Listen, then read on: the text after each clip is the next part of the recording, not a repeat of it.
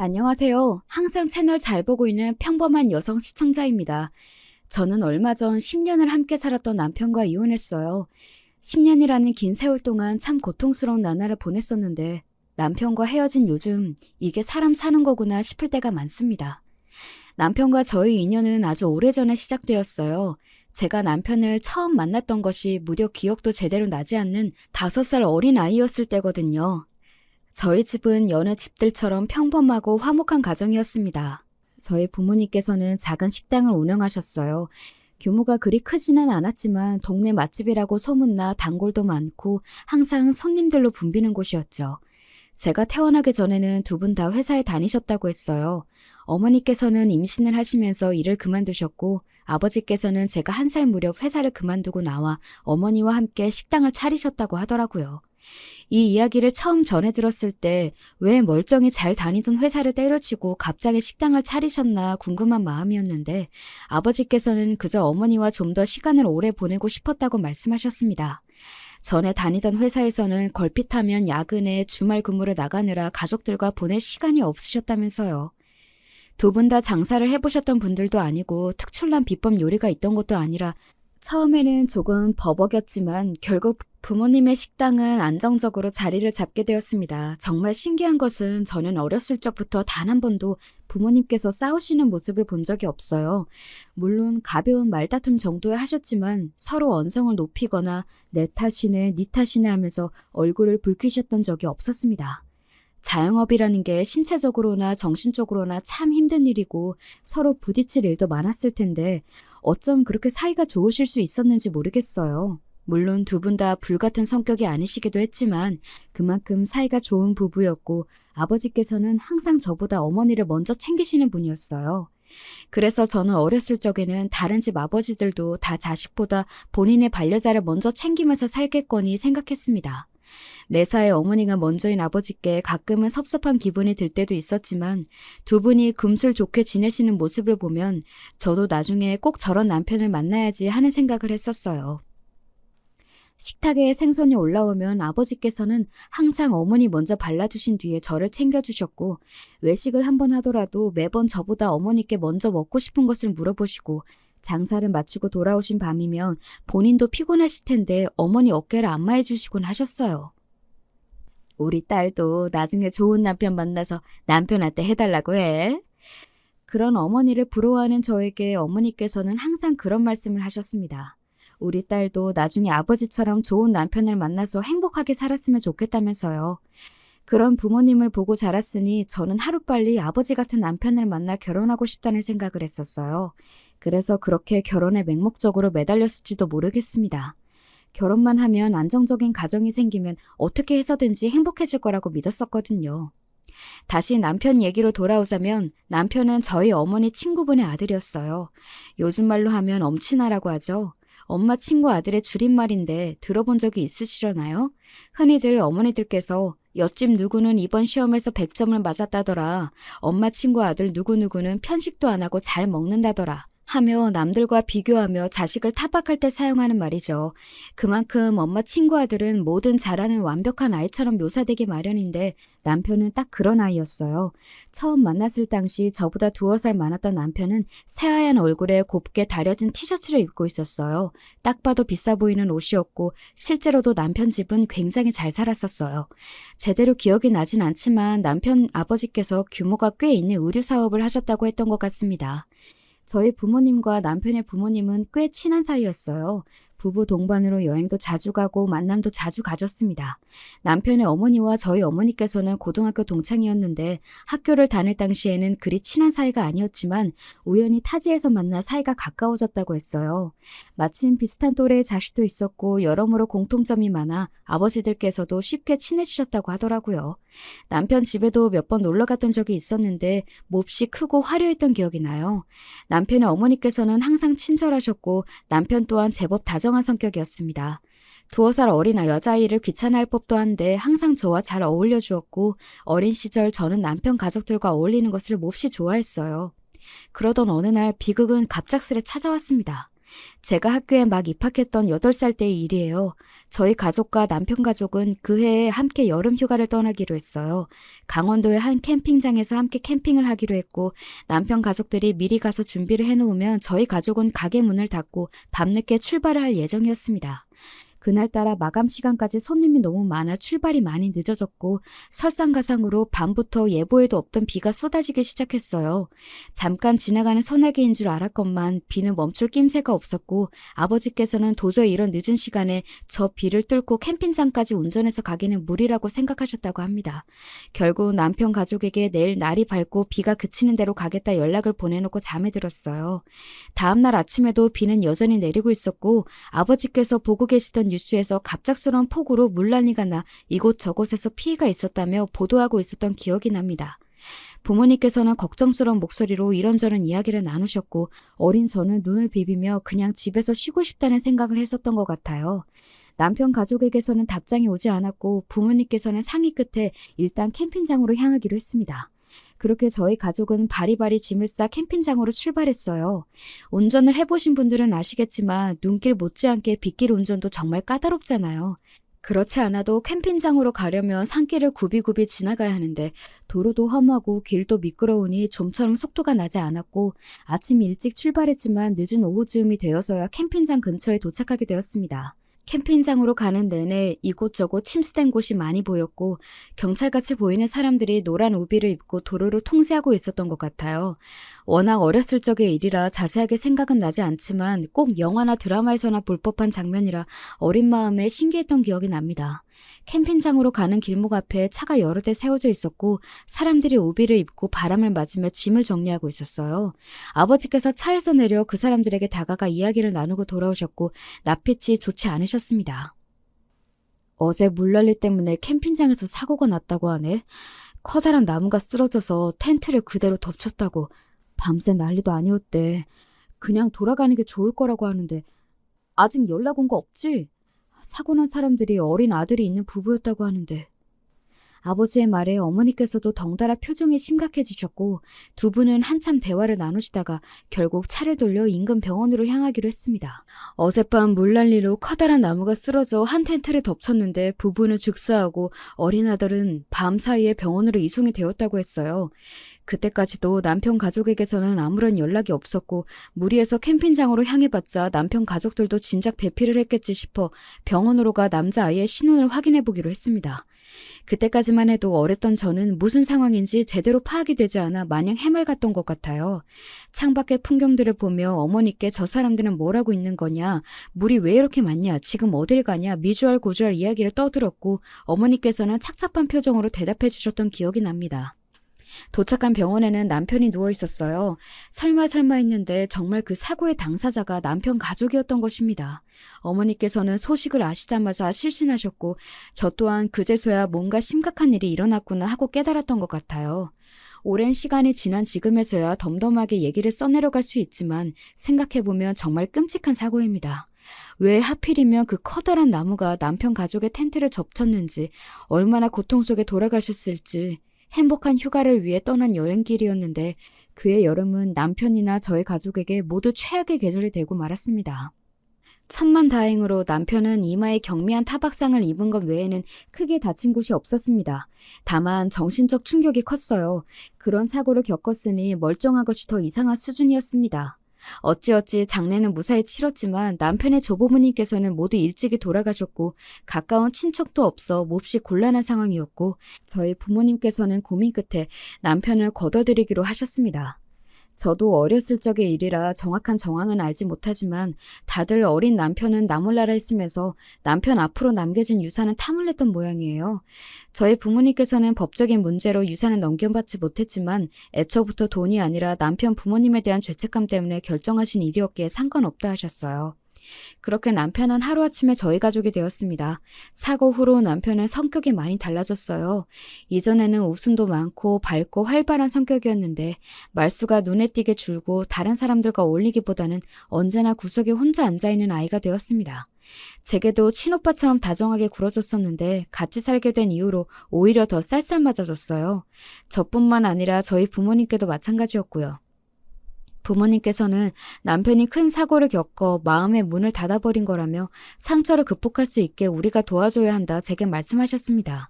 어렸던 저는 남편을 어떻게 도와줘야 할지 알 수 없었지만 그저 남편이 옛날처럼 돌아오기를 바랄 뿐이었어요. 남편을 향한 저의 오랜 짝사랑은 그때부터가 시작이었던 것 같습니다. 앞서 말했듯 남편은 여러모로 참 완벽한 사람이었어요. 돌아가신 남편의 부모님 두 분 모두 선한 인상의 선남선녀였고 남편 또한 그런 부모님을 닮아 하얀 피부의 미남이었습니다. 한 해 한 해 시간이 지날수록 키도 훤칠해지고 동네 여자아이들이 남편 뒤를 졸졸 쫓아다니며 저희 집 앞에서 등교하는 남편 얼굴 한번 보겠다고 아침마다 기다릴 정도였습니다. 남편은 공부도 잘했어요. 중고등학교 내내 평범한 동네 보습학원을 다니면서도 반에서 절반 등수 안에 들까 말까한 저와는 달리 매번 전교 1, 2등은 놓치지 않았습니다. 게다가 운동, 음악, 미술 같은 예체능에도 전부 소질이 있었어요. 체육 시간에 축구하는 남편을 보겠다고 여학생들이 창문에 다닥다닥 붙어있을 정도였고 남편이 그린 그림은 교내 미술대회에서 항상 순위권 안에 들어 복도에 걸려있곤 했습니다. 그야말로 팔방미인이 따로 없었고 사춘기 소녀가 그런 완벽한 남학생을 짝사랑하는 것은 당연한 수준이었어요. 그러나 그런 남편에게 단 한 가지 단점이 있었다면 바로 성격이었습니다. 어린 시절 겪은 큰 사고 후 남편은 예전의 다정한 성격으로 돌아가질 않았어요. 저희 부모님께는 그나마 어느 정도 예의를 차리고 살갑게 굴었지만 제게는 언제나 무뚝뚝한 태도였습니다. 어렸을 때는 함께 나들이도 나가고 저와 인형 놀이도 해주며 제법 잘 어울려졌었는데 시간이 지날수록 남보다 못한 사이가 되어갔어요. 저는 언제나 남편과 친해지고 싶었기에 다양하게 노력해봤지만 아무 소용이 없었습니다. 남편은 학교에서 저와 아는 체 하는 것을 꺼려하는 것 같았어요. 당시에는 남편이 저를 싫어해서 그렇다고 생각했지만 이제와 생각해보면 아무래도 저희 집에 얹혀 사는 처지라는 것이 밝혀져 소문이 날까봐 두려웠던 것이 아니었을까 싶습니다. 학교에서는 인사도 하지 않고 모른 척 집에서도 식사 시간을 제외하고는 항상 본인 방에만 박혀 있었기에 이야기를 나눌 틈이 없었고 부모님께서는 항상 가게를 돌보시느라 바쁘셨기에 가족끼리 단란한 자리를 가지며 친해질 기회도 없었어요. 그럴수록 저는 남편과 더더욱 친해지고 싶었고 나름대로 도시락도 싸주고 먼저 살갑게 말도 걸며 가까워지기 위해 여러 노력을 기울였습니다. 처음에는 쌀쌀맞게만 굴던 남편도 시간이 지날수록 경계심을 조금씩 허무는 것 같았어요. 나중에는 제가 모르는 문제를 물어보면 친절하게 알려주기도 하고 부모님이 늦게 돌아오시는 날이면 둘이서 치킨 같은 배달 음식을 시켜 나눠 먹기도 하며 제법 편안한 사이가 되었습니다. 그때까지만 해도 저는 제가 남편과 친해지고 싶은 마음이 사랑이라고 자각하지 못했어요. 그저 어렸을 적처럼 남편과 친남매처럼 다정하게 지내고 싶은 것이라 생각했죠. 남편이 대학에 들어가 첫 여자친구를 사귀었을 때 비로소야 내가 남편을 남매로서가 아니라 이성으로서 좋아했던 것이구나 하고 깨달을 수 있었습니다. 공부를 잘했던 남편은 서울에 있는 법대에 들어갔어요. 저는 딱히 공부에 소질이 없는 아이였지만 어떻게 해서든 남편과 가까이 지내고 싶었기에 고3 막바지에 죽을 둥 살 둥 공부에 서울 끄트머리 있는 대학에 합격했습니다. 남편의 대학과 제 대학은 꽤 거리가 있는 편이었지만 저는 이런저런 핑계를 만들어 자주 남편에게 놀러갔어요. 남편은 크게 귀찮아하는 기색 없이 저를 받아주었고 저희는 점점 더 가까운 사이가 되어갔습니다. 당시에 저는 남편과 제가 나름대로 남녀 사이로 발전하고 있다 생각했는데 나중에 남편의 이야기를 들어보니 남편은 그때까지만 해도 저를 전혀 그렇게 생각하지 않았었다고 하더라고요. 남편은 대학에 들어가서도 여전히 인기가 많았고 여자친구가 계속 바뀌었어요. 그때부터 진작 바람길을 알아보고 마음을 접었어야 하는 건데 당시에는 그저 남편이 워낙에 멋있으니 주변 여자들이 남편을 가만두지 않는 것이라고만 생각했습니다. 저는 대학을 졸업하고 바로 작은 회사에 들어갔고 남편은 고시 준비를 시작했어요. 그 즈음부터 남편은 저희 부모님께 더 이상 손을 벌리고 싶지 않다며 독립을 했는데 부모님께서 구해주신 자취방을 정리하고 아주 작은 고시원으로 들어갔습니다. 저는 그런 남편에게 매일같이 밑반찬을 해서 가져다주고 주말이면 데리고 나와 비싸고 맛있는 밥도 사 먹이고 필요할 때 쓰라며 돈도 조금씩 건네주고는 했어요. 처음에는 이런 거 필요 없다고 거절하던 남편도 한 번, 두 번 받아 쓰더니 나중에는 용돈처럼 자연스레 요구하더라고요. 그때까지만 해도 사랑에 눈멀어 있던 저는 제가 이렇게라도 남편에게 도움이 된다며 남편도 저를 좋아해주지 않을까 생각했던 것 같아요. 나중에 알고 보니 그 당시 남편은 저뿐만 아니라 저처럼 밥 사주고 용돈 챙겨주는 여자가 여럿 있었습니다. 잘생긴 외모에 명문대 출신 사법고시 준비생이라니 여자가 꼬일 만한 조건이기는 했죠. 제가 너무 순진했던 거예요. 남편은 그 여자들 중 누구와도 진지한 관계가 아니었지만 내게는 너밖에 없다. 너 없으면 진짜 힘들었을 거다. 달콤한 말로 여자들을 살살 꼬드기며 본인 뒷바라지를 하게 만들었던 것입니다. 저 또한 그 여자들 중 한 명이었고 모든 사실을 알게 되었을 때 어찌나 배신감이 느껴지던지요. 공부하려면 돈이 많이 필요한 거 알고 있잖아. 걔네들은 그냥 돈줄이고 같이 있을 때 진짜 마음이 편한 건 너밖에 없어. 넌 날 오래 봐서 다 알고 있잖아. 넌 다른 애들이랑 달라. 그렇지만 저는 바보처럼 남편의 사탕 발림에 또다시 넘어가고 말았습니다. 다른 여자들은 그저 돈줄이다. 공부하느라 돈이 필요해서 어쩔 수 없이 만나고 있는 거다. 다른 여자들과는 밥만 먹고 헤어지는 사이다. 그렇지만 너는 다르다. 그 한마디에 어쩜 그렇게 기분이 좋아지던지. 다른 여자들과는 다르게 남편을 어렸을 적부터 알아왔다는 사실과 마치 정실 부인이라도 된 듯한 자아도취감에 저는 남편이 다른 여자들과 어울린다는 사실을 알면서도 바보처럼 남편의 뒷바라지를 그만두지 못했습니다. 그렇게 몇 년여간의 뒷바라지는 계속되었어요. 그러면서 남편은 수도 없이 많은 여자들과 어울렸고 저는 그 사실을 다 알면서도 눈 감아주었습니다. 결국에 남편은 내 것이니까, 남편이 진짜로 좋아하고 기댈 수 있는 사람은 나뿐이니까 하는 말도 안 되는 생각을 하면서요. 그렇게 여자들과 어울려 놀면서도 타고난 머리가 좋아서인지 남편은 결국 고시에 합격했습니다. 번듯한 변호사가 되었다니 축하할 일이면서도 한편으로는 마음이 불안해졌어요. 지금까지는 아무리 잘생기고 명문대 출신이라고 한들 한낱 고시생 신분이니 꼬이는 여자들이 저와 비슷한 급이거나 모자란 사람들이었는데 변호사가 되어버렸으니 나보다 더 잘나고 조건 좋은 여자들이 나타나지는 않을까 하는 생각이 들더라고요. 지금 와서 생각해보면 제가 남편에게 참 단단히 미쳐있긴 했구나 싶습니다. 그때는 온 세상이 남편을 중심으로 돌아가는 것 같았어요. 도대체 사랑이 뭐라고 그렇게까지 제 자신을 혹사시키고 몰아붙이면서까지 힘든 20대를 보냈는지. 이제와 후회해봤자 늦었지만 적어도 앞으로 다시는 같은 실수를 반복하지 않아야겠죠. 당시 저는 남편과 정식으로 사귀는 사이는 아니었지만 할 건 다 하는 사이였습니다. 통상 연인끼리 하는 것들이 있잖아요. 그런 밤을 보낼 때마다 저는 남편에게 우리가 무슨 사이냐고 묻고 싶었지만 남편에게서 기대했던 답이 나오지 않을까 두려워 입을 꾹 다물곤 했습니다. 남편은 고시에 합격한 후로 이리저리 바빠져 더 이상 예전처럼 저와 연락을 자주 하지 않았어요. 전화를 걸어도 항상 바쁘다, 나중에 연락하자며 끊어버리기 일쑤였고 저밖에 없다며 다정하게 굴어줄 땐 언제고 한순간에 변해버린 남편의 태도에 마음이 몹시 초조해졌습니다. 오빠, 나 임신했어. 그렇게 초조한 나날들을 보내던 차에 몸이 뭔가 이상했어요. 잠을 자도 피곤하고 이상하게 아랫배가 생리 때처럼 무거운데 또 막상 생리는 시작되질 않고 혹시나 하는 마음에 테스트를 해보니 정말 선명하게 두 줄이 떴습니다. 전혀 생각하지도 못했던 임신이었어요. 처음에는 당혹스러운 마음이 컸지만 솔직히 말해서 하늘이 내려주신 선물 같다는 생각도 들었습니다. 남편을 제 곁에 붙잡아둘 수 있는 유일한 방법처럼 느껴졌어요. 남편과 저는 원래부터가 부부가 될 운명이 아니었을까 하는 말도 안 되는 생각까지 들었습니다. 임신 소식을 전해들은 남편은 예상대로 그리 반가워하는 반응은 아니었어요. 고시에도 합격하고 이제 인생 필 일만 남았다 생각했는데 조건도 외모도 별 볼 일 없는 여자가 갑자기 임신을 해서 발목을 잡혔다 생각했던 것이겠죠. 진짜 임신한 건 맞아? 제대로 확인해봤어? 아니, 일단 나랑 병원 좀 같이 가자. 남편은 제가 거짓말을 하는 것은 아닌지 의심했습니다. 더 이상 본인을 붙잡아둘 명분이 사라지니 아이를 가졌다고 거짓말을 하는 게 아닌가 생각하는 것 같았어요. 물론 그런 남편의 태도가 상처가 되긴 했지만 저는 결백했어요. 아무리 남편을 사랑한다고 한들 있지도 않은 아이가 생겼다 거짓말로 자작극을 벌일 정도는 아니었으니까요. 그런 거짓말은 들통나는 게 시간 문제이기도 했고요. 함께 병원을 가서 제 뱃속에 정말 본인의 씨가 자라고 있다는 것을 확인한 남편은 한숨을 푹푹 내쉬었어요.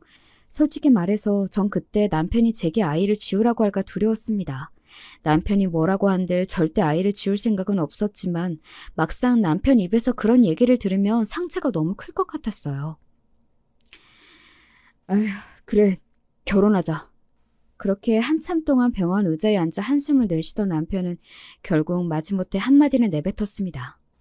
당시 생각해도 참 분위기 없고 최악의 프로포즈지만 당시 저는 그 말이 100캐럿짜리 다이아몬드 반지보다 더 기뻤어요.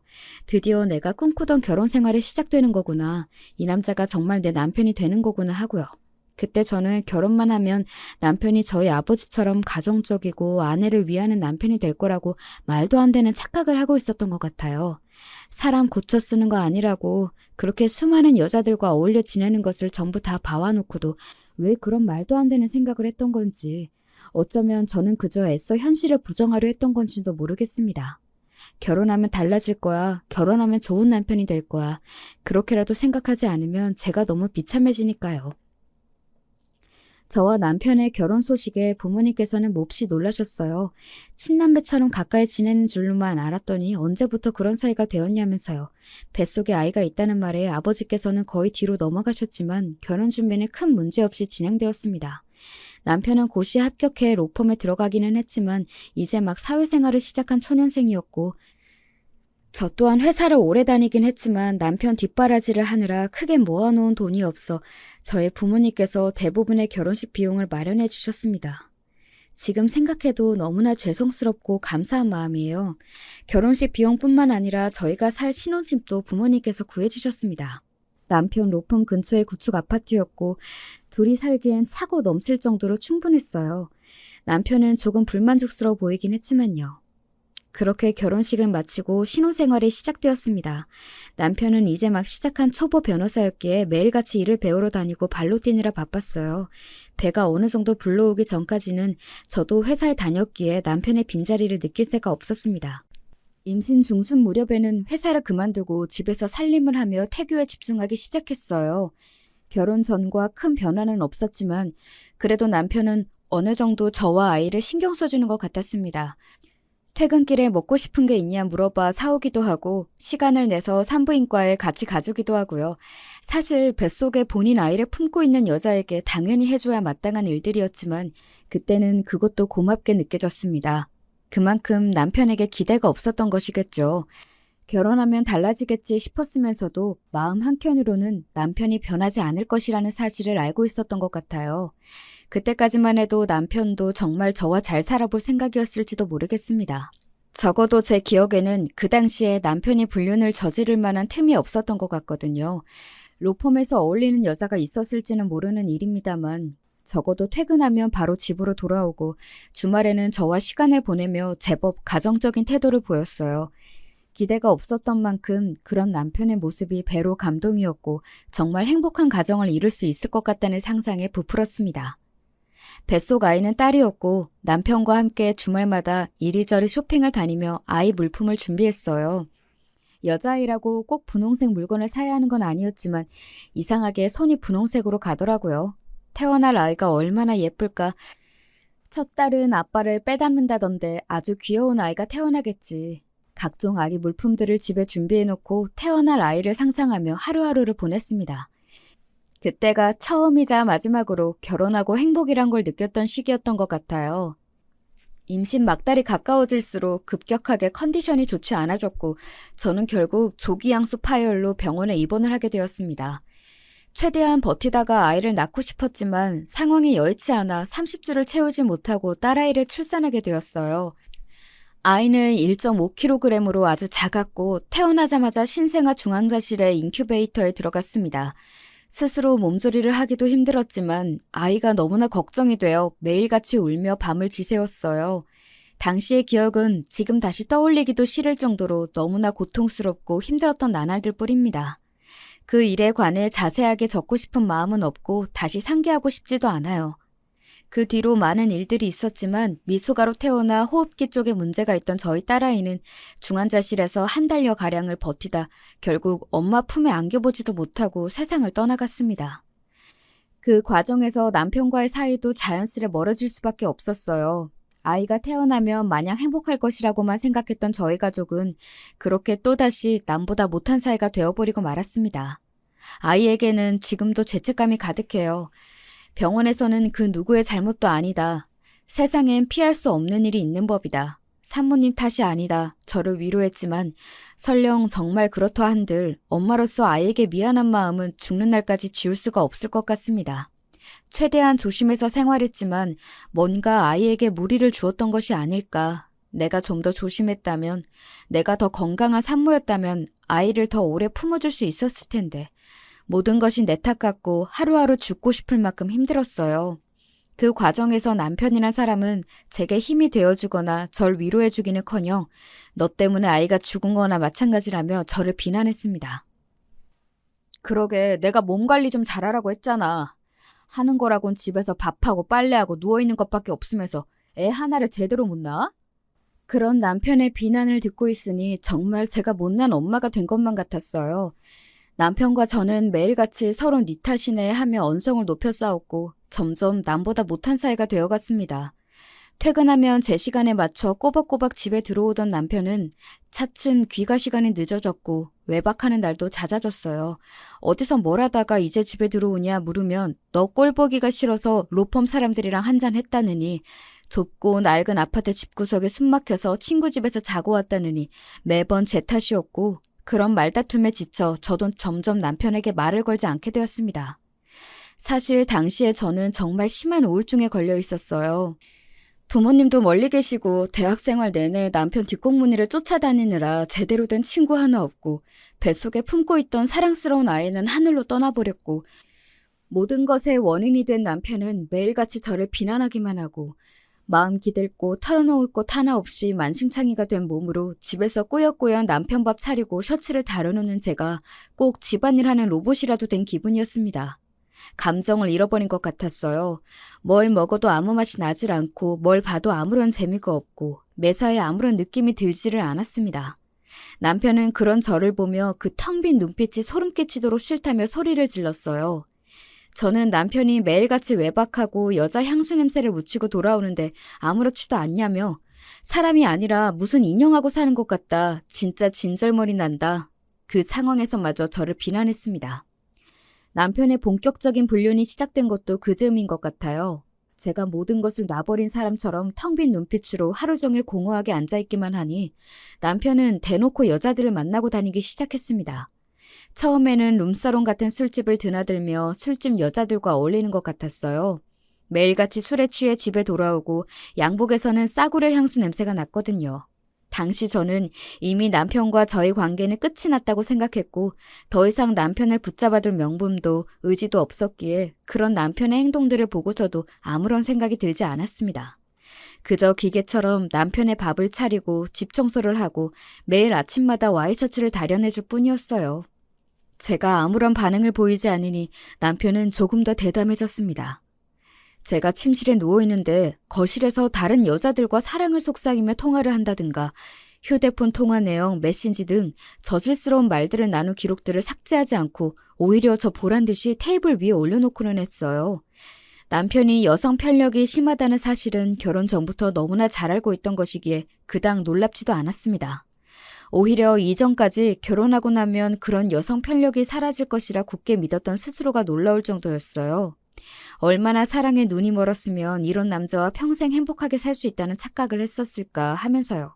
그렇게 남편과 저는 같이 사는 사람 이상 이하도 아닌 관계로 지내게 되었습니다.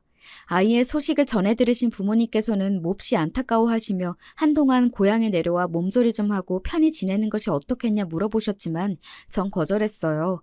이런 텅 빈 인형 같은 모습을 부모님께 보여드려 걱정을 끼치고 싶지는 않았거든요.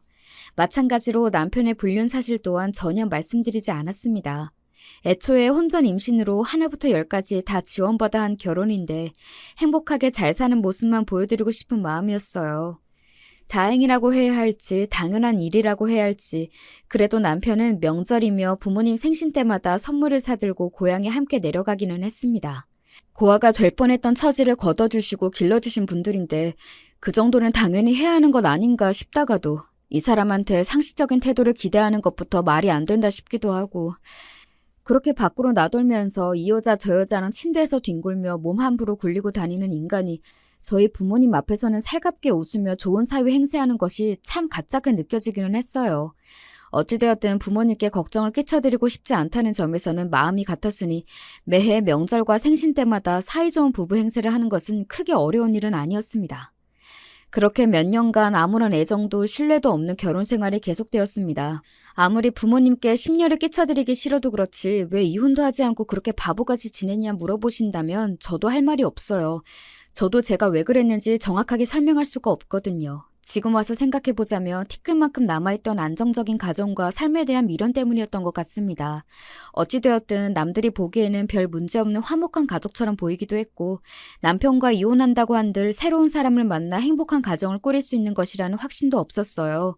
남편에 대한 애정은 식은 지 오래였지만 이제와 다른 사람을 사랑할 수 있을까 싶은 생각도 있었던 것 같아요. 누군가를 새로 만나 다시 시작할 자신은 없고 그렇다고 혼자가 되고 싶지는 않고 허울뿐인 울타리이긴 하지만 어찌됐든 지금은 내게 가족이라는 존재가 있기는 하니까 그런 여러 생각들이 겹쳐 제가 현실에 안주하도록 만들었던 것 같아요. 남편과 저의 사이좋은 부부 행세는 저희 아버지께서 돌아가실 때까지 계속되었습니다. 아버지께서는 오랜 지병을 앓고 계셨고 반년여간 병원에 입원해 계시다 결국 눈을 감으셨어요. 아버지께서는 눈을 감으시는 날까지 저와 어머니 걱정을 하셨습니다. 본인이 세상을 떠나시고 나면 혼자 남으실 어머니가 걱정이라며 저와 남편이 아버지를 대신해 어머니를 잘 챙겨달라 부탁하시는데 그런 아버지께 차마 사실대로 이야기를 털어놓을 수 없어 결국 돌아가시는 날까지 아무 말씀도 드리지 못했어요. 그렇게 아버지를 보내드린 후 어머니께서는 아버지와 함께 운영하시던 가게를 접고 시골로 내려가셨습니다. 아버지께서 돌아가신 뒤로 혼자 남으신 어머니가 신경 쓰여 이제라도 남편과 이혼을 하고 시골로 내려갈까 고민하기도 했었어요. 남편과 저 사이에는 아이도 없었고 사실 결혼 생활을 굳이 유지해야 할 이유랄 것도 없었으니까요. 그렇지만 그런 고민을 하던 차에 어머니께서도 갑작스레 제 곁을 떠나시게 되었습니다. 아버지께서 돌아가신 뒤로 부쩍 몸이 약해지셔서 병원을 자주 드나드신다는 건 알고 있었지만 그렇게 갑자기 눈을 감으실 줄은 정말 몰랐어요. 어머니의 장례를 치르며 참 많은 생각을 했습니다. 차라리 부모님께 모든 일들을 솔직하게 말씀드리고 돌아가시 전까지 곁에서 두 분을 모셨더라면 후회가 몰려왔지만 이제와 생각해봤자 아무 소용없는 일들이었어요. 부모님께서 돌아가신 후에도 남편과 저의 관계에는 큰 변화가 없었습니다. 더 이상 걱정을 끼쳐드릴 부모님도 없는데 왜 이혼을 안 했냐 궁금해 하시겠지만 앞서 말씀드렸듯 바람 불면 날아가 버린 알량한 울타리라도 제게는 가족이라는 울타리가 필요했어요. 부모님께서 돌아가신 후로 그런 마음이 무의식적으로 더 커졌던 것 같아요. 남편은 제게 심적으로 그 어떤 도움도 주지 못했지만 적어도 허울뿐이나마 제 곁에 머물러주고는 있었으니까요. 그렇게 여전히 뒤틀린 결혼 생활을 이어가며 부모님께서 돌아가신 뒤로 1년여라는 시간이 지났습니다. 그 후로도 매일같이 여자를 바꿔가며 지내던 남편에게 어느 날부턴가 꽤 오래 만나는 여자가 생긴 것 같았습니다. 자세히 알 수는 없었지만 아마도 남편의 고객인 것 같았어요. 우습게도 저희 남편은 불륜, 이혼을 비롯한 남녀간에 일어나는 일들을 전문으로 하고 있었거든요. 본인이 직접 불륜을 저지르고 있으니 당사자의 심리를 더 잘 파악하기라도 하나 속으로 코웃음 치기는 했습니다. 어찌되었든 상대 여자는 무슨 이유에서인지 남편과 이혼 소송을 하는 중이었고 돈이 몹시 많은 사람인 것 같았어요. 남편이 받아오는 선물들이 하나같이 고가의 명품들이었거든요. 물론 그 여자가 준 것인지 아닌지는 알 수 없었지만 보통 친구나 동료 사이의 관계에서는 그런 비싼 선물들을 흔하게 하지는 않으니까요. 못 보던 물건들이 하나둘 늘어갔고 남편은 그걸 제게 숨길 생각조차 하지 않았습니다. 제가 다 듣고 있는 앞에서 불륜녀와 당당하게 통화를 하는 인간인데 선물을 왜 숨기겠어요. 처음에는 저 여자도 얼마 지나지 않아서 갈아치우겠지 싶었는데 한 달, 두 달 시간이 지나도 똑같은 여자와 만나는 모습에 이상하게 불안한 마음이 들었습니다. 그동안은 아무리 남편이 여자들을 만나고 다녔어도 금세 질려하며 다른 여자로 갈아탔기에 그렇게 큰 불안감이 없었던 것 같아요. 우습게도 정실 부인이라는 생각이 당시에도 남아있었던 것입니다. 남편이 아무리 여자를 만나고 다녀도 결국 부인은 나다. 내가 먼저 이혼을 요구하지 않는 이상 지금의 가정에 깨질 일은 없을 것이다. 하는 오만하고 어리석은 착각이었죠. 남편은 그 여자에게 꽤 진심인 것처럼 보였어요. 절대 본인 귀찮은 일은 안 하는 사람이 그 여자 전화 한 통이면 자다가도 벌떡 일어나 불이 나게 뛰어나가고 향수도 매일같이 바꿔가며 아주 난리를 떨더군요. 그 모습이 어찌나 눈꼴이 시렵던지요. 괜시리 짜증이 나 와이셔츠를 집어던지니 남편은 웬일로 네가 화를 다 내냐며 이제야 조금 위기의식이 들었냐 말 같지도 않은 소리를 늘어놓았어요. 나 이번 주말에 여행 다녀올 거야. 그렇게 알아.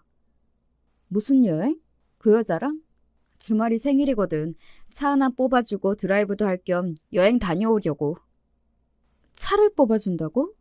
그 여자 돈도 많잖아. 무슨 차? 신형 벤츠. 전부터 갖고 싶다고 하길래 그동안 받아먹은 것도 있고. 이 정도는 투자라고 생각하고 사줘야지. 앞으로 뽑아먹을 게 얼만데. 근데 너 오늘따라 이상하다? 뭘 이렇게 꼬치꼬치 캐물어? 불륜으로 고소라도 하게? 아서라 아서. 남편이 이혼 전문 변호사인데 꿈도 크다. 남편은 항상 저를 지독하게 무시했어요. 할 줄 아는 거라곤 집에서 밥하고 빨래하고 살림하는 것밖에 없으니 남편이 다른 여자랑 뒹굴고 다녀도 이혼하자는 말 한마디 못하는 거 아니냐고. 그래도 네가 요리 하나는 잘해서 그냥 데리고 사는 거다.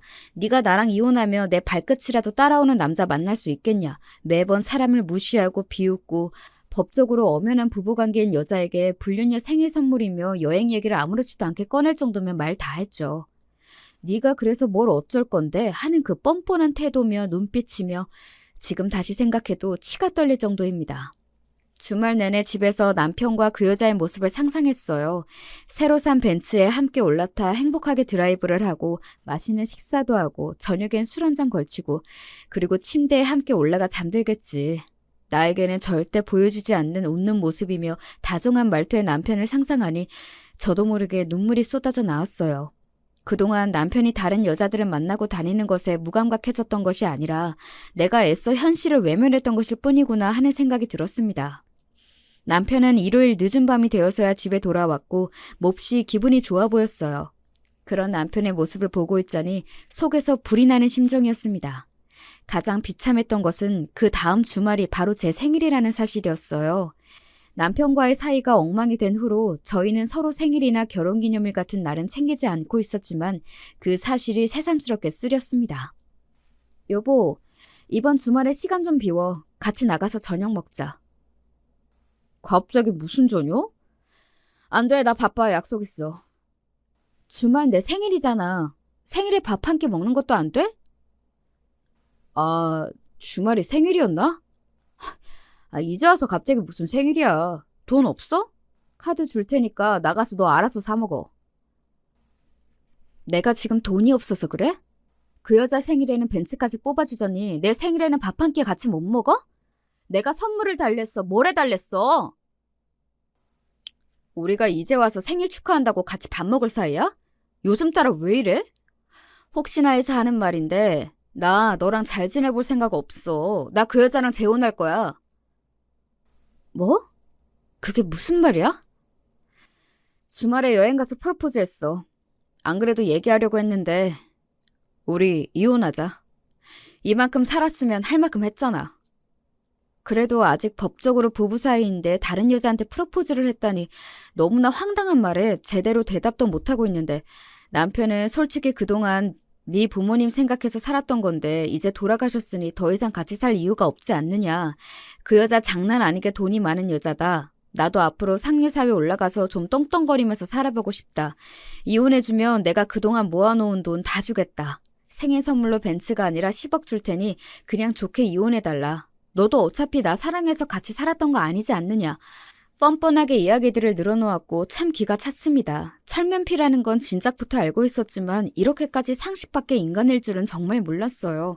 그래도 한때나마 사랑했고 10년 동안 한 집에서 부대끼며 살아온 사람인데 내가 지금껏 정말 허송세월을 했구나. 머리를 한 대 맞은 기분이었습니다. 결국 왈가왈부할 것 없이 이혼해주겠다고 했고 남편은 그날로 짐을 싸서 집을 나갔습니다. 속이 허했지만 한편으로는 잘된 일이다 싶었어요. 더 이상 현실을 외면하며 저런 한심한 인간 바짓가랑이를 붙잡은 채로 의미 없는 결혼 생활을 이어갈 필요가 없다는 생각이 들었거든요. 그렇게 저는 남편에게 10억을 받고 깔끔하게 합의 이혼을 했습니다. 우스갯소리겠지만 남편이 이혼 전문 변호사라 편하긴 하더라고요. 10년간의 세월, 아니 어쩌면 훨씬 전부터 제가 남편에게 가져다 바친 세월과 젊음이 겨우 10억으로 보상받을 수 있는 건 아니었지만 이혼하고 나니 내가 뭐 때문에 그동안 가족이라는 쓸데없는 울타리에 집착했던 건지 속이 참 시원해지는 기분이었어요.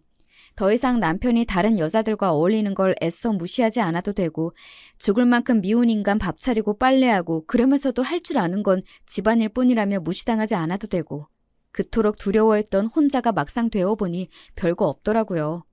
이혼한 뒤로 저는 그동안 해보지 못했던 취미생활도 즐기고 문화센터에서 수업도 받고 분위기 좋은 맛집, 카페 등 찾아다니며 나름대로 행복한 나날들을 보냈어요. 신경 써야 할 인간이 사라지니 마음이 그렇게 가벼워질 수가 없더라고요. 물론 저와 이혼하고 그 여자와 재혼해 희희낙낙 잘 살고 있는 모습을 생각하면 가끔은 속이 쓰리긴 했지만 얼마 전 우연히 남편을 만난 뒤로 그런 일도 싹 사라졌어요. 이 사연을 쓰기 시작한 이유도 그 일 때문이에요. 남편과 이혼한 뒤로 저는 부모님께서 결혼하실 때 마련해 주셨던 구축 아파트에 줄곧 살고 있었는데 얼마 전 이사를 위해 근처의 부동산을 찾았어요. 그런데 그 부동산에서 남편을 딱 마주친 겁니다. 남편이 일하고 있는 로펌이 근처라 마주친 것 같았어요. 그 여자랑 살만한 신혼집이라도 구하러 왔나 싶어서 떨떠름하게 인사를 하는데 얼굴이 썩 안 좋아 보이더라고요. 한참 깨벗고 행복할 시기 아니냐, 아파트 구하러 온 거 아니냐 물어보자 부동산 주인이 의문 가득한 얼굴로 남편에게 원룸 알아보러 오셨다고 하시지 않았냐는 거예요. 웬 원룸인가 싶어 남편을 쳐다보니 남편이 머뭇거리다가 실은 그 여자랑 결혼을 못했대요. 전혀 예상하지도 못했던 말에 결혼을 왜 못했냐 물으니 그러는 넌 여기 뭐하러 왔냐고 되묻더라고요. 나 이사 가려고 아파트 사러 왔어. 아파트를 산다고? 네가 무슨 돈이 있어서? 아, 내가 준 10억? 요즘 10억 갖고 이 동네에서 아파트를 어떻게 사? 내가 말 안 했었나? 우리 아버지가 돌아가시면서 시골 땅을 엄청 물려주셨거든. 몇 푼 안 하는 줄 알았더니 좀 알아보니까 몇백억 되더라고. 뭐? 몇백억? 어머니 시골 내려가셨던 것도 땅 보러 가셨던 거였어. 아버지 먼 친척분이 물려주신 건데 아버지도 돌아가실 때까지 묵혀두고 모르셨다고 하더라고. 근처에 뭐가 들어와서 땅값이 엄청나게 올랐다고 하더라. 아무튼 결혼을 못했다니 아쉽게 됐네. 우리 같이 살던 아파트도 좁다고 투정 부리던 사람이 원룸에서 잘 살 수 있겠어? 실은 아버지께서 돌아가시면서 제 앞으로 엄청난 땅을 물려주셨습니다.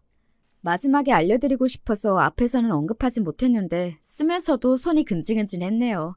저도 어머니가 돌아가시고서야 알게 된 사실인데 예전에는 논밭이었던 곳이지만 근처에 무슨 대형 시설이 들어오게 되면서 땅값이 몇십 배가 뛰었다고 하더라고요.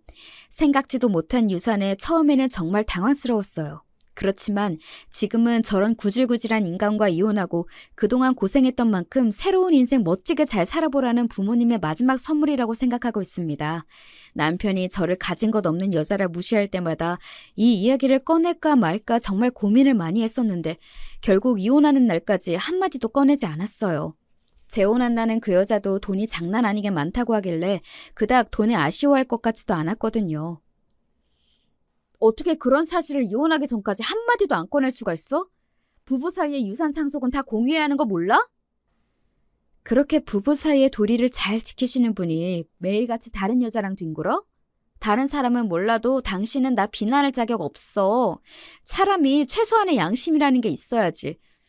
혹시나 해서 하는 말인데 나 당신이랑 다시 잘해볼 생각 없어. 그러니까 구질구질하게 굴지 마. 제 말에 남편은 얼굴이 시뻘개져서 씩씩대더니 책상을 발로 차고 밖으로 나가버렸고 나중에 부동산 주인에게 전해 듣기로는 그 여자에게 사기 결혼을 당할 뻔했다고 하더라고요. 자세한 내막은 모르지만 부자라던 여자는 알고 보니 개뿔도 없는 사기꾼이었고 남편은 그런 감언이설에 홀라당 넘어가 간이고 쓸개고 투자라며 다 빼주다가 결국 버림받은 거겠죠. 본인이 젊은 시절부터 해왔던 몹쓸 짓을 그대로 당한 거나 마찬가지니 다 본인 업보라고 생각합니다. 세상에 변호사라는 인간이 꽃뱀한테 사기를 당하다니 참 우스워요. 그 뒤로도 남편에게 몇 번 연락이 왔지만 당연히 다 무시했고 지금은 잠잠해진 상태입니다. 저는 아직 부모님께서 구해주신 구축 아파트에 살고 있어요. 생각해보니 이 정도면 혼자 지내기에는 아무런 문제가 없고 부모님께서 직접 구해주신 곳이라 막상 떠나려니 아쉬움이 진하게 남더라고요. 물론 남편과 살았던 10년의 지긋지긋한 기억들도 함께 담겨있지만 이제 그 더러운 기억들 위에 저 혼자만의 새롭고 행복한 추억들을 차차 쌓아 나가보려 합니다. 이야기를 어떻게 마무리해야 할지 모르겠네요. 나름대로 속 시원한 결말이라고는 생각합니다만 지난 세월 동안 저 스스로를 너무나 돌보지 않고 살아왔던 것 같아요. 앞으로 남은 인생은 젊은 시절처럼 바보같이 스스로를 죽이지 않고 남에게 목매달지 않고 다른 누구보다도 저를 위해, 그리고 제게 마지막 선물을 남겨주신 부모님을 위해서라도 부끄럽지 않게 행복하게 살아가고 싶습니다.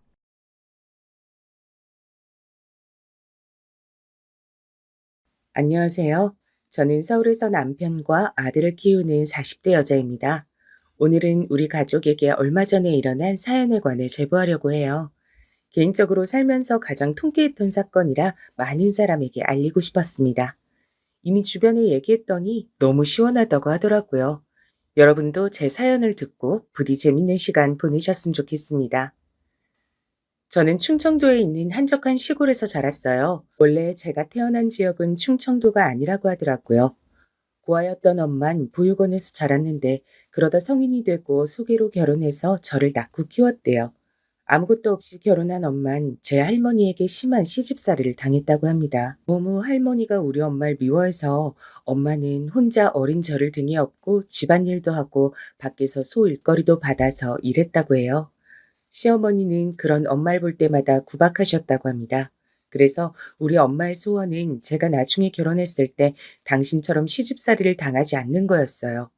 어찌나 할머니가 엄마를 괴롭혔던지 말만 들어도 기가 차더라고요. 그렇다고 제 아버지가 그렇게 잘난 사람도 아니었다고 합니다.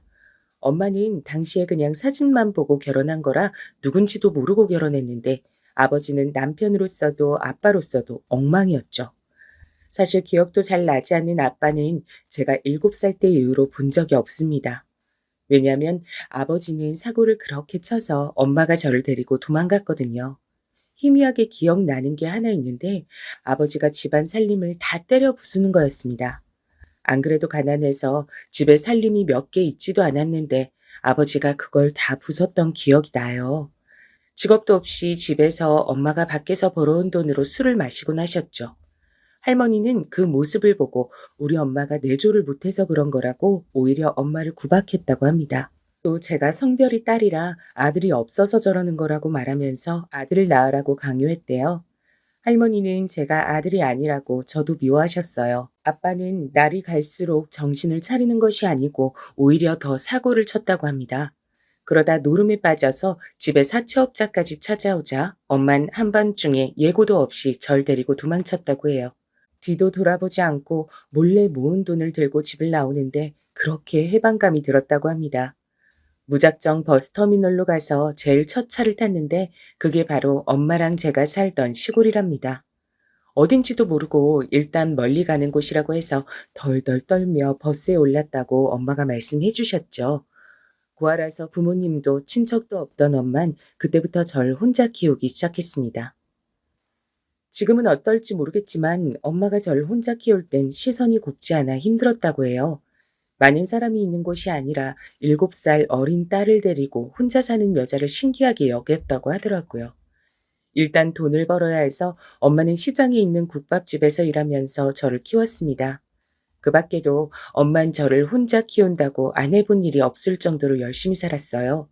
저도 자라면서 그런 엄마를 보고 꼭 나중에 엄마에게 효도해야겠다고 생각했습니다. 물론 혼자 아이를 키우는 우리 엄마를 도와준 마음씨 좋은 분들도 계셨어요. 엄마는 저를 단칸방에서 키우셨는데 바로 옆에 집이 하나 있었거든요.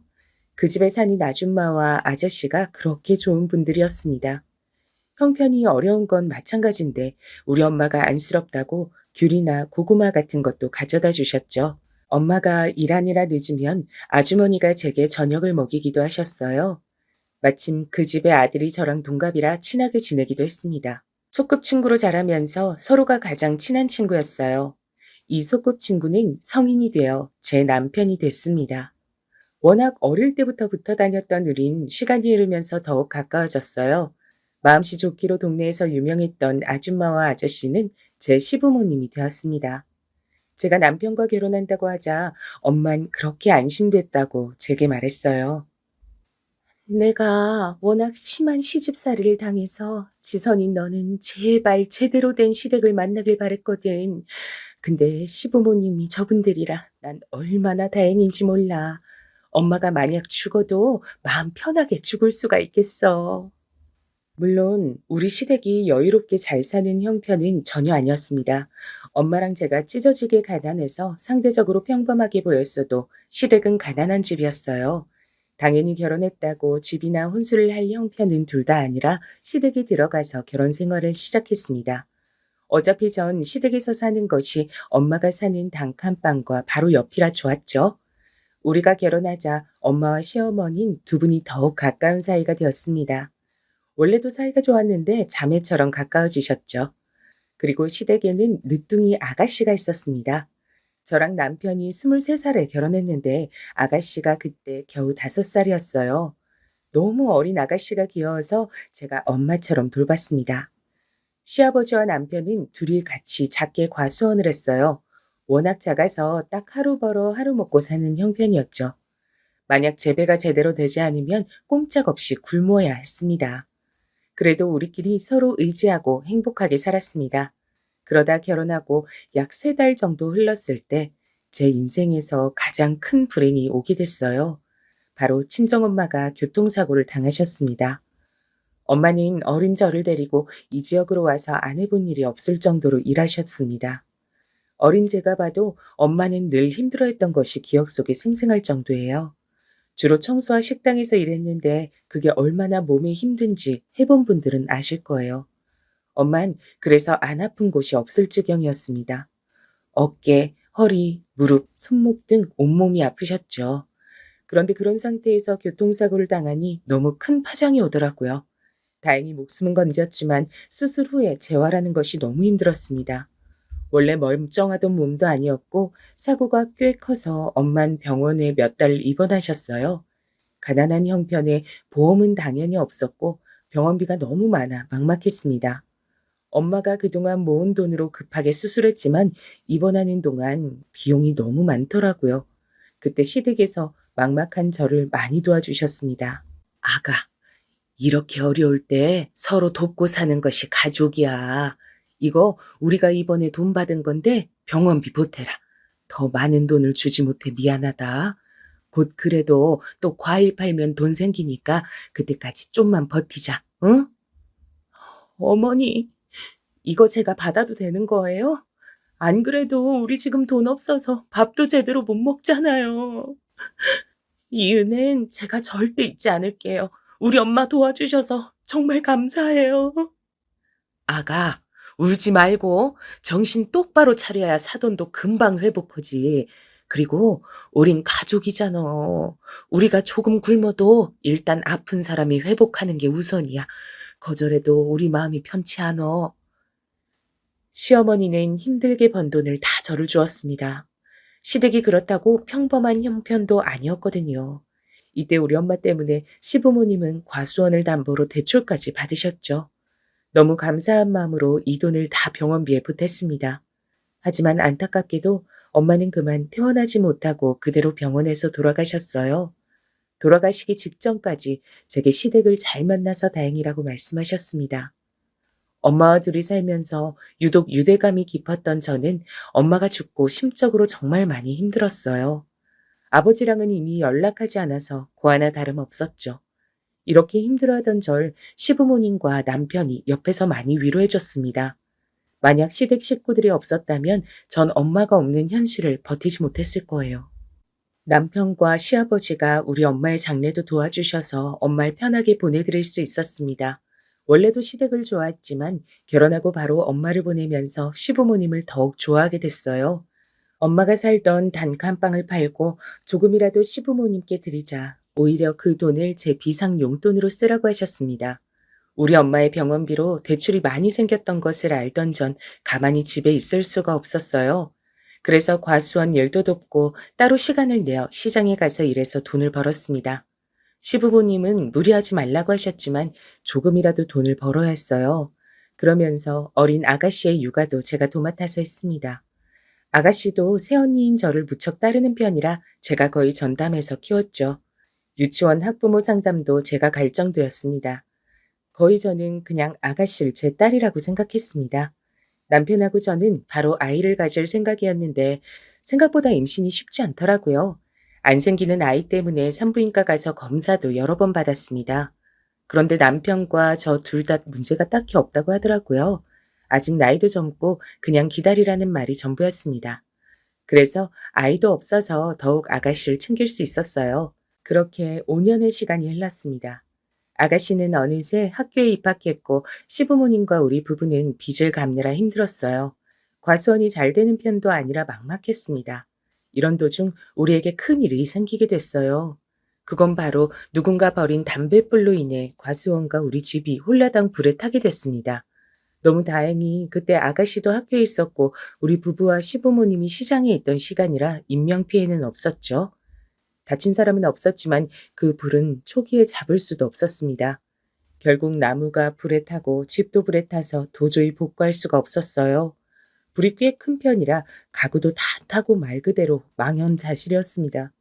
제 눈으로 보고도 믿을 수가 없었어요. 허망하고 황당해서 다 타버린 집을 보며 눈물만 흘렀습니다. 아이고, 이걸 어찌나. 그나마 있는 재산이라곤 집과 나무들이 전부였는데 이걸 어째. 이제 우린 어떻게 살아. 지금 빚도 많은데 어떡하나. 어떡해. 시어머니는 그 모습을 보고 땅을 치며 울다 실신까지 하셨어요. 현실적으로 우리를 도와줄 친척이 있지도 않았습니다. 급하게 기부를 받고 그나마 있는 돈을 다 모아서 단칸방 하나를 구해서 들어갔어요.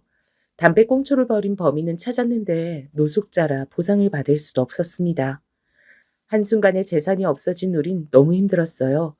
5명이 단칸방에 다 누우면 자리도 제대로 있지 않았습니다. 그래도 이런 현실이 힘들었지만 시댁 식구들과 저는 최대한 긍정적으로 생각하려고 노력했어요. 당장 과수원을 계속할 수는 없으니 시아버지와 남편은 공장에 가서 일하기 시작했습니다. 시어머니와 저는 시장에 가서 할 수 있는 일을 알아봤어요. 일단 빨리 일해서 돈을 버는 것이 목적이었습니다. 일단 급하니까 일은 시작했는데 너무 힘들고 막막했어요. 단칸방은 여름엔 밖보다 덥고 겨울엔 밖보다 추웠습니다. 당장 먹을 것이 없어서 빵 하나로 5명이 나눠 먹기도 했어요. 남편과 시아버진 공장에서 주는 간식을 집에 가지고 와서 우릴 주곤 했습니다. 집이 불에 타서 안에 있던 현금과 가전도 모두 타서 진짜 빈털털이었어요. 전 그래도 우리 아가씨가 어디 가서 가난한 게 티나는 게 그렇게 싫더라고요. 그래서 없는 형편에 아가씨한텐 최대한 아끼지 않았습니다. 너무 배가 고픈데 쌀이 없으니까 배가 부르다고 거짓말하기도 했어요. 그래도 시부모님이나 남편이나 다 사치나 도박 같은 것엔 전혀 관심이 없어 다행이었습니다. 그러다 공장에서 일하던 시아버지가 허리를 심하게 다쳤어요. 한동안 일을 할 몸 상태가 아니었습니다. 수술하거나 그런 정도는 아니어도 움직이는 것이 불편한 상태였어요. 그래서 시아버진 단칸방에 누워 있었는데 수입이 줄어드니 더욱 힘들었죠. 남편은 제게 울면서 자기가 배라도 타서 원양 어선에서 돈을 벌겠다고 하더라고요. 최대한 가족들 앞에선 씩씩하고 긍정적으로 버티던 저도 그때쯤 무너지게 됐습니다. 당장 아가씨가 소풍 갈 때 용돈도 못 주는 형편이 너무 싫었어요. 그런데 여러분, 하늘이 무너져도 솟아날 구멍이 있다는 말 아시죠? 전 그 말을 전적으로 믿는 편이랍니다. 왜냐면 진짜 제가 직접 그 경험을 했거든요. 마침 제가 일하던 식당이 있었는데 그 사장님이 건강 문제로 다 접고 고향인 제주도로 가겠다고 하는 거예요. 그러면서 평소에 일을 잘했던 제게 인수할 생각이 없냐고 하셨습니다. 전 당장 먹고 살 돈도 없어서 인수할 돈이 없다고 했어요. 그러자 사장님이 며칠 뒤에 제게 말씀하셨습니다. 일단 그럼 제가 이어서 식당을 운영하고 나중에 돈을 달라고 하더라고요. 저는 기분이 너무 얼떨떨했어요. 아니, 세댁 형편도 내가 잘 알고 있고 또 그 집 양반들이 워낙 사람 좋잖아. 우리 식당 힘들 때 일부러 와서 팔아준 거 내가 아직 다 기억해. 너무 고마워서 그래. 공짜로 주는 거 아니고 나중에 갚으라는 거야. 부담 가지지 말고 세대기 해. 알고 봤더니 사장님이 가게가 힘들어서 문을 닫으려고 했을 때 우리 시부모님이 많이 도와주셨다고 해요. 또 일부러 친구들도 데리고 와서 먹고 그런 식으로 장사를 잘 되게 해주셨던 거예요. 얼떨결에 백반집 식당을 인수한 저는 시어머니와 남편과 셋이 마지막 기회라고 생각하고 미친 듯이 일하자고 결심했습니다. 그리고 정말 새벽 5시부터 일어나서 식당을 청소하고 재료를 손질했어요. 들어오는 손님 한 명 한 명에게 최선을 다했습니다. 일단 깔끔함과 친절함을 잡으면 반은 성공한다고 믿었죠. 그렇게 열심히 일하니까 워낙 동네에서 평판이 좋았던 시부모님 덕분에 손님들도 고정적으로 생겼고 단골도 늘기 시작했습니다. 시아버지 병원비나 아가씨 용돈 정도는 무리가 되지 않을 만큼 식당이 잘 되기 시작했어요. 입소문이 나면서 수익이 생겨 단칸방을 탈출하게 됐습니다. 새로 집을 구해서 들어간 날 5명이 끌어안고 엉엉 울었죠. 제가 결혼하고 같이 살면서 참 많은 일이 일어났더라고요. 절대 현실에 안주하지 말고 꼭 힘들었을 때 기억해서 더 노력하자고 같이 다짐했습니다. 그러다 우연한 기회로 방송까지 타게 됐습니다. 확실히 방송이 나가니까 아예 옆 동네에서도 우리 식당에 오기 시작했어요. 가게를 확장 이전하고 2호점까지 낼 정도로 바빠졌습니다. 원래 좋은 일은 연달아 오기 마련이라잖아요. 식당이 매우 바빠지면서 드디어 우리 부부에게도 아기가 찾아왔습니다. 만약 우리가 단칸방에 살 때 임신했다면 너무 힘들었을 텐데 아기도 시기를 잘 맞춰 찾아왔어요. 두근거리는 마음으로 아기를 기다렸는데 제 인생은 뭐가 이렇게 험난한 건지 모르겠더라고요. 전 그냥 아기가 생겼으니까 더 많이 일해서 돈을 최대한 저축하고 싶었습니다. 그런데 무리했던 건지 그만 바쁘게 일하다 넘어졌는데 그대로 유산하게 됐어요. 그때 슬픔은 말로 다 표현할 수가 없습니다. 그냥 모든 것이 제 탓으로 여겨졌어요. 누굴 원망할 수도 없었습니다. 시댁집이 불에 탄 것은 그래도 가해자가 있었고 원망할 대상이 있었잖아요. 그런데 아기를 잃은 것은 하나부터 10까지 제 책임이었습니다. 제가 조금만 더 조심했으면 아기를 잃지 않았을 거예요. 너무 속상해서 그때는 식당도 나가지 않고 집에서 틀어박혀 울기만 했습니다. 우울함에 빠져 아무것도 하기가 싫었어요. 아기를 잃어본 분들은 제 마음을 아실 텐데 길거리를 지나갈 수도 없었습니다. 갓난 아기가 보이면 미친 듯이 부럽고 떠난 우리 아이가 불쌍했거든요. 미친 사람처럼 신생아를 보고 엉엉 울어서 불편함을 표현하는 엄마들도 많았습니다. 그래서 일부러 사람이 지나는 거리에 나가지도 않고 혼자 침대에서 울기만 했어요. 이런 저를 침대에서 꺼내준 사람은 바로 우리 이쁜 아가씨였습니다. 언니, 제가 우리 학교 앞에 진짜 맛있는 떡볶이 집 있다고 했잖아요. 이 떡볶이가 그 떡볶이예요. 언니랑 먹으려고 3인분 포장했어요. 튀김하고 같이 먹어요. 이거 먹고 싶어서 학교 끝나자마자 달려왔어요. 아가씨는 우울해하는 저를 위해 간식도 사오고 일부러 옆에서 자기한테 있었던 일을 말해줬어요. 친구랑 싸운 얘기, 시험이 어렵단 얘기, 학교 선생님 얘기 등 미주알 고주알 떠드는 것들을 보니 참 복잡한 마음이 들었습니다. 제가 처음 시집 왔을 때 우리 아가씨가 겨우 5살이었거든요. 그 아기가 어느새 커서 이렇게 학교에 다니나 싶었습니다. 제가 거의 키우다시피 한 우리 아가씨는 진짜 선하고 착했어요. 갑자기 집에 불이 타서 어른들이 힘들어해도 본인은 티를 내지 않았습니다. 아직 어리니까 충분히 아가씨가 느끼는 불편함을 표현할 수 있는데 아가씨는 그러지 않았죠. 오히려 어른스럽게 본인이 씩씩하게 다니는 것을 보고 제가 오히려 많이 배웠습니다. 또 사실 아가씨와 저만 아는 비밀도 있었어요. 그건 우리 집이 불에 타서 단칸방에 살 때였습니다. 갑자기 바뀐 환경에 다들 침울해하던 때 제가 밖에서 우연히 아가씨를 봤던 적이 있어요. 그때 아가씨는 같은 학교에 다니는 남자 학생에게 놀림을 받고 있었습니다. 거지야! 야, 어디 가냐? 너희 가족 완전히 망했다며? 불에 타서 과수원도 이제 접었다고 하던데. 너 가난해서 애들이 같이 놀기 싫대? 알아? 아냐고. 저는 아가씨를 놀리는 그 남자애를 보고 화가 머리끝까지 났어요. 순간 울컥하는 마음에 당장 가서 꿀밤을 때려주고 싶었습니다. 그런데 괜히 나섰다가 아가씨가 곤란해질까봐 그러지도 못하고 혼자 지켜봤죠. 전 다른 것보다 아가씨가 상처를 많이 받을까봐 그게 너무 무서웠습니다. 근데 아가씨는 너무 태연하게 그 남자아이에게 이렇게 말했어요. 야, 우리 집이 불타서 우리가 단칸방에서 사는 게 부끄러운 거냐? 나는 하나도 안 부끄러운데? 가난이 죄야? 이렇게 불에 타서 집이 없어도 우리 가족은 행복해. 너희 엄만 아빠 때문에 집 나가지 않았냐? 누가 누구한테 뭐라는 거야? 수준 떨어져. 아가씨는 눈 하나 깜빡하지 않고 저렇게 말했습니다. 남자아이는 아가씨의 말을 듣더니 얼굴이 새빨개진 채로 아무 말도 못하더라고요. 저라면 저렇게 말을 못했을 것 같은데 아가씨의 말을 듣고 제가 대신 통쾌했답니다. 옆에 있던 학생들도 아가씨의 태도를 보고 꿀먹은 벙어리가 되었더라고요. 나중에 제가 이 얘기를 꺼냈더니 아가씨는 웃으면서 시부모님께는 말하지 말아달라고 했습니다.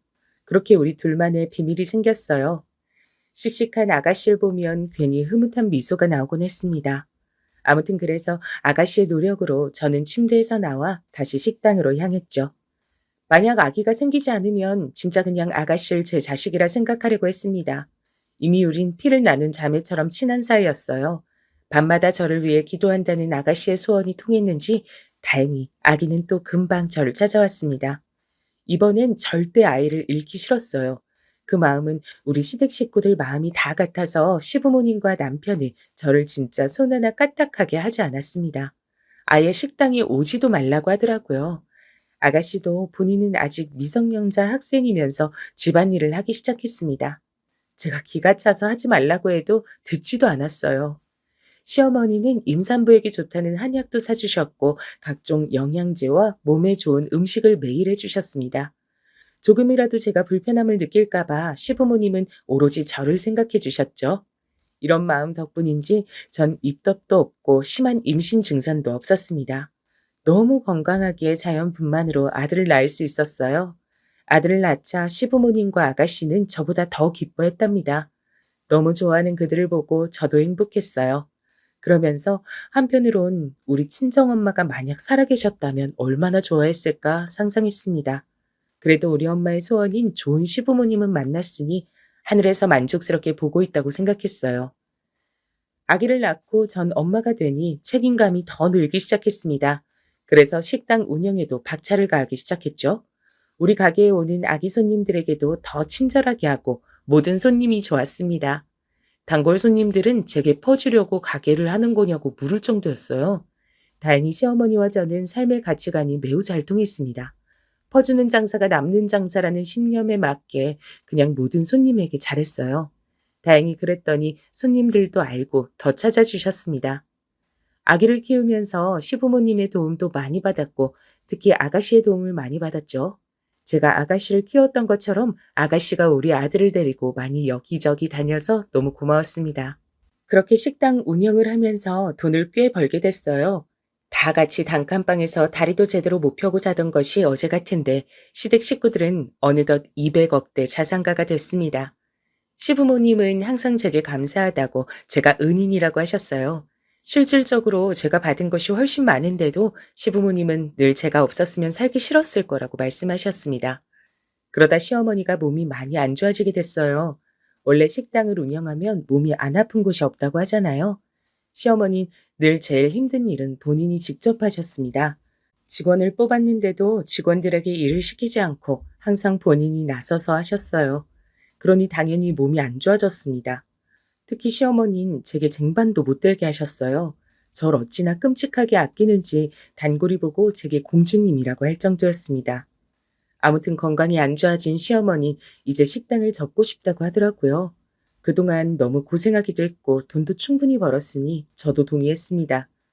권리금을 비싸게 받고 넘긴 후에 시댁 식구들은 거처를 고민하기 시작했죠. 시부모님은 우리 부부에게 아이 교육을 위해서라도 서울로 가라고 하셨습니다. 돈은 이제 많으니까 걱정하지 말라고 하셨죠. 전 마침 아가씨가 이제 대학생이 되니까 같이 살고 싶더라고요. 그래서 아가씨와 서울에 가서 같이 산다고 했더니 시부모님은 제게 그러지 않아도 된다고 했습니다. 어머니, 우리 단칸방에서도 같이 잤는데 아파트에서 못 잘까요? 그리고 제가 더 불안해서 그래요. 우리 아가씨 이렇게 이쁜데 혼자 살면 불안해서 밤에 잠이 안 올 것 같아요. 나야, 그럼 너무 고맙지. 그런데 미안해서 그래. 매번 아가 너한테 받기만 하잖아. 그래도 우리 딸이 엄마인 나보다 새언니인 아가 너를 더 좋아해서 다행이야. 워낙 어릴 때부터 엄마처럼 챙겨줘서 그런가 봐. 저한테 아가씨는 그냥 시누이가 아니라 친자매 이상의 존재였어요. 그래서 우리는 그때부터 서울에 와서 같이 살게 됐습니다. 처음엔 시부모님도 같이 올라오려고 했는데 아무래도 고향이 좋다고 거절하셨죠. 그리고 서울은 복잡하니까 한적한 시골이 좋다고 하셨습니다. 다만 심심해서 고물상을 운영하기로 했어요. 워낙 두 분이 평생 일해서 가만히 못 있는 분들이거든요. 저랑 남편은 서울에 와서 카페 하나를 작게 차렸습니다. 돈을 벌 목적보단 취미에 가까운 생활이었어요. 힘들게 식당을 운영하며 돈을 모았던 것이 자랑스러웠습니다. 확실히 서울에 오니 시골과는 환경이 많이 다르더라고요. 평생 시골에 살았던 우린 한동안 복잡한 서울에 빠져 정신을 차릴 수가 없었죠. 완전하게 다른 나라에 온 기분이 들었거든요. 아가씨는 예쁜 얼굴 덕분에 항공과에 입학했습니다. 승무원이 꿈이라 꼭 입학하고 싶어 했는데 아주 다행히 합격했어요. 키도 크고 외모가 뛰어나서 승무원에 딱 맞는 사람이었습니다. 아가씨는 학교 생활도 열심히 하더니 다행히 졸업하고 바로 승무원이 됐습니다. 그때까지 다행히 시댁에 별일이 없었고 오히려 하는 일마다 잘 되어서 우리끼리 그동안 고생했던 걸 보상받는 기분이라 좋다 그랬습니다. 제가 살던 아파트가 마침 공항과 가까워서 아가씨는 계속 우리 집에서 살았습니다. 주위에서 신우랑 같이 살면 불편하지 않냐고 하던데 전혀 불편하지 않았어요. 오히려 심심하고 무료한 일상에 시누이가 있어서 행복했습니다. 시누이를 따라 해외도 다니고 우린 친자매보다 가까운 사이였죠. 그런데 신우가 일을 시작하고 사건이 하나씩 터지게 됐습니다. 시누이는 예쁜 얼굴 때문에 항상 인기가 많았어요.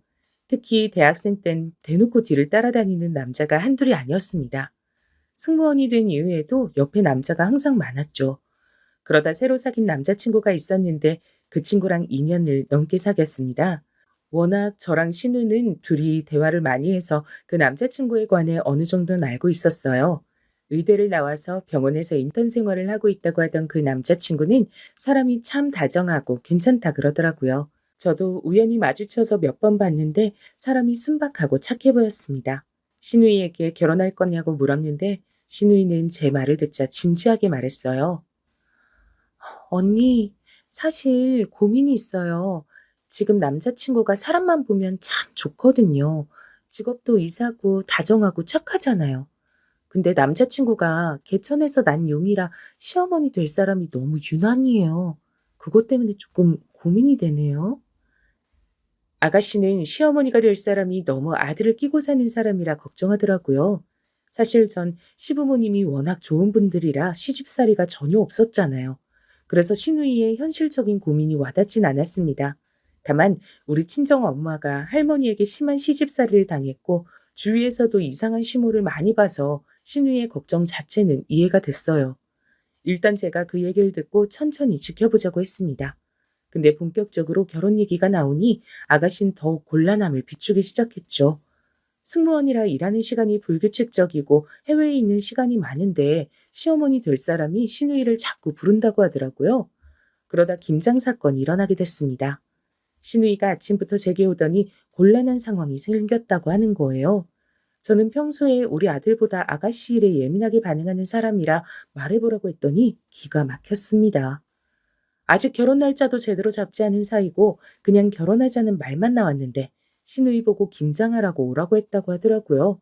그런데 하필 날짜가 아가씨가 유럽으로 비행을 가는 날짜라 곤란하다고 했더니 예비 시댁을 우습게 한다고 난리가 났다고 합니다. 비행을 취소하고 오라고 했다고 시누이는 이 상황이 이해가 가지 않는다고 했어요. 저도 옆에서 보는데 이건 아닌 것 같더라고요. 심지어 의사인 아가씨 남자친구는 부르지도 않고 딱 시누이만 오라고 했답니다. 아니, 남의 집 귀한 딸을 결혼도 전에 오라고 난리야? 아, 난 이 결혼 절대 반대야. 난 아가씨를 유치원 들어가기 전부터 업어 키웠으니까 이 정도 말할 권리는 있죠? 내가 우리 아가씨 어떻게 키웠는데 절대 반대니까 결혼 딱 엎어요. 언니, 저 너무 곤란해요. 그런데 진짜 딱 이 시어머니만 아니면 남자친구는 괜찮아서 더 고민돼요. 일단 저 비행 가야 하니까 준비해서 다녀올게요. 나중에 결혼해서도 비행 취소하고 김장하러 오라고 하진 않겠죠. 저는 아가씨가 이런 취급을 당하는 게 너무 화가 나서 참을 수가 없었습니다. 제가 그렇게 힘들게 단칸방에 살았을 때도 우리 아가씨는 첫 번째로 챙길 정도로 아꼈거든요. 김장 사건이 지나고 결혼 전부터 조금씩 틀어지기 시작했어요. 사정상 상견례는 조금 뒤에 하기로 하고 일단 급한 아파트를 알아보기로 했거든요. 시부모님은 연세도 있고 무엇보다 지방이 있어서 제가 아가씨의 엄마처럼 챙기기 시작했습니다. 그러다 아파트 문제로 사돈을 미리 뵀던 적이 있어요. 저는 이날의 기억이 아직도 생생합니다. 그날은 예식장을 고르는 문제로 저랑 시어머니 그리고 시누이가 셋이 보기로 한 날이었어요. 원래 신랑과 신부가 고른다고 하던데 의사라서 바쁘니까 어쩌다 보니 셋이 보게 됐습니다. 저는 마침 김장 사건 이후로 시누이의 시어머니 얼굴이 너무 궁금해서 자진해서 가겠다고 했어요. 그리고 사돈 얼굴을 딱 봤는데 정말 저는 누가 보면 대통령을 낳은 사람인 줄 알았습니다. 어찌나 자만심이 얼굴에 가득한지 누가 봐도 욕망이 많았어요. 인상 자체가 너무 하나도 손해를 보기 싫다는 얼굴이었습니다. 일단 예식장을 고르는 것이 목적이라 같이 다니는데 전 나중엔 너무 창피했어요. 왜냐면 식장에 가는 곳마다 본인 아들이 의사라고 자랑하더라고요. 예식장 직원들이 예의상 맞장구 해주면 본인 아들이 초등학생 때부터 전교 1등이었다고 어찌나 자랑하던지 입이 안 아픈가 신기할 정도였습니다. 숨도 안 쉬고 아들 자랑을 하길래 전 나중에는 제 얼굴이 화끈거릴 지경이었어요. 우리 아가씨와 시댁의 의견을 종합해서 드디어 식장을 결정하고 예약금도 입금하고 같이 밥을 먹기로 했습니다. 그런데 밥을 먹으러 간 식당에서도 본인 아들이 의사라고 자랑하는 거예요. 여러분은 혹시 주변에 의사를 둔 부모가 있으세요? 혹시 그분들도 그러시나요?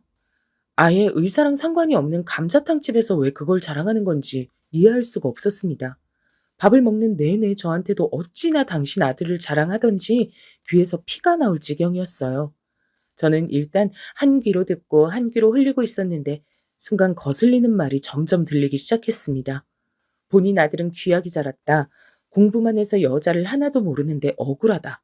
우리 아가씨는 얼굴이 이뻐서 많이 만나봤을 것 같다는 둥 자꾸 계속해서 제 신경을 거슬리게 했답니다. 그러다 제 앞에서 무슨 말까지 했는지 아세요? 전 이 말을 듣고 순간 욱해서 대답하려고 겨우 정신을 차렸습니다. 승무원이면 해외도 여기저기 다닐 거 아니요? 혹시 우리 의사 아들은 한국에 두고 다른 나라야 나라마다 남편 있는 건 아니지? 사기 결혼하고 그러면 안 돼. 우리 아들이 의사라서 돈 많이 버니까 그 돈으로 딴짓하면 안 된다. 말씀이 조금 지나치세요. 우리 아가씨 그런 사람 아니에요. 학생 때도 공부 얼마나 잘했는데요. 직장인이 되어서도 돈 벌어서 새언니인 저까지 챙길 정도로 착한 사람이에요. 제가 꼭 참고 말한다고 말하는데 순간 목소리가 떨리더라고요. 겨우 이성을 붙잡고 말했는데 시누이가 옆에서 제 손을 꼭 잡았습니다. 이날 무슨 정신으로 밥을 먹었는지 모르겠어요. 밥을 다 먹고 택시를 타고 급하게 집에 오는데 아가씨의 얼굴을 보자 눈물이 자꾸 나왔습니다. 택시 안에서 엉엉 울고 집에 와서도 아가씨에게 이 결혼은 내가 반대한다고 말했어요. 우리 소중한 아가씨를 저런 집안에 시집 보내는 건 도저히 용납할 수가 없었습니다. 막말로 의사가 대통령도 아니고 잘난 직업은 분명히 맞지만 우리 아가씨가 백수도 아니잖아요. 전 너무 속상해서 아가씨에게 이 결혼 하지 말아달라고 강하게 말했습니다. 그날 식장 계약을 마쳤지만 저는 그냥 다 얻고 싶었어요. 만약 우리 시부모님이 알면 얼마나 속상해할까 생각하니 그냥 애초에 저런 집하고는 1초도 더 엮이고 싶지 않았습니다. 제가 울면서 말하자 아가씨도 결국 눈물을 보였어요. 그러더니 자기도 이런 결혼은 못하겠다고 접겠다고 하더라고요.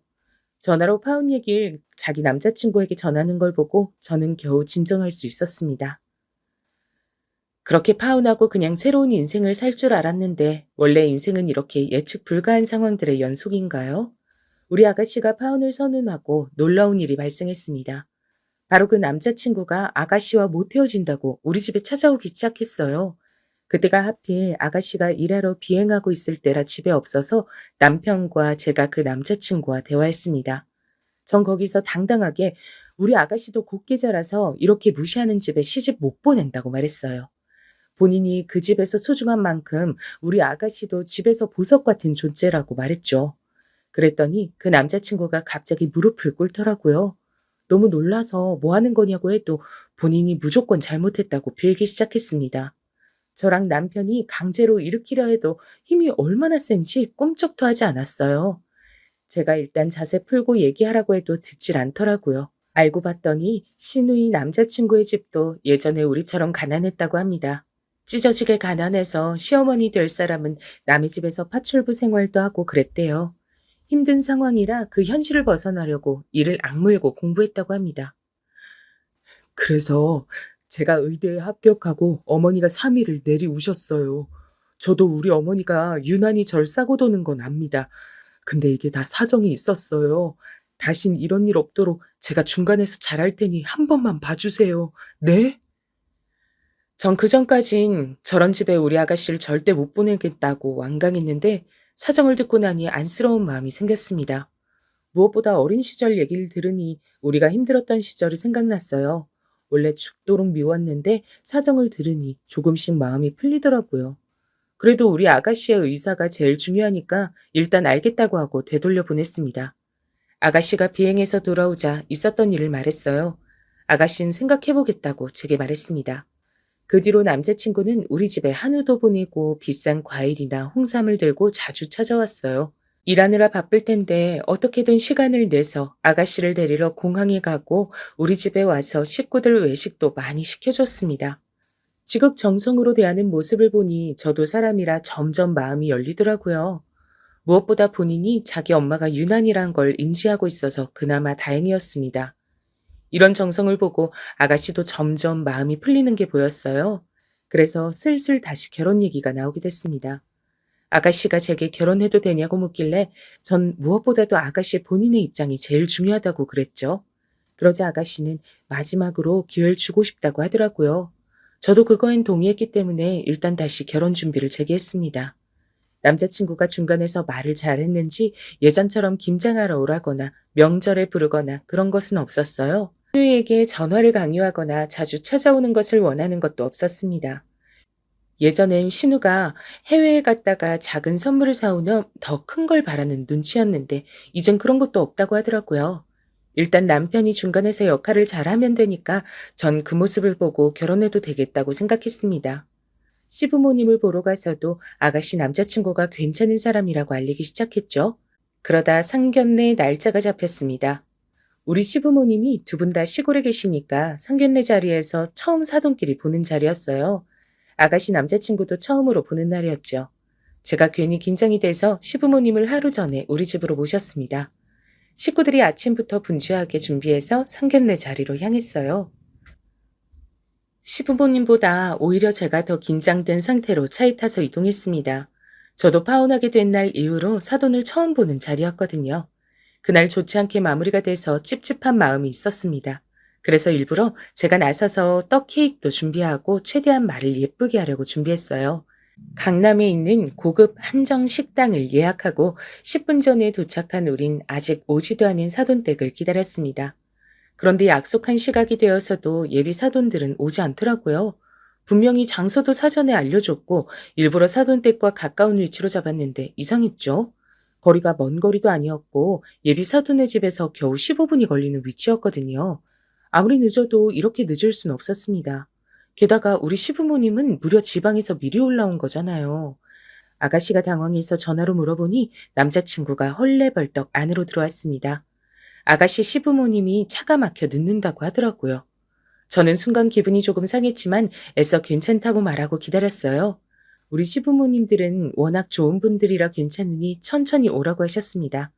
그런데 30분이 지나도 안 오는 거예요. 슬슬 저는 기분이 나빴고 아가씨 표정도 안 좋아졌어요. 음식이 이미 나왔는데 먹지도 못하고 기다리는 기분이 썩 좋지 않더라고요. 마침내 40분이 지나자 예비 사돈이 들어왔는데 늦게 왔으면서 어찌나 천천히 느긋하게 걷는지 너무 얄미웠죠. 심지어 늦어서 죄송하다는 말도 하지 않더라고요. 예비 사돈을 보고 우리 시어머니가 오시느라 고생하셨다고 하니까 그냥 별거 아니라고 답했습니다.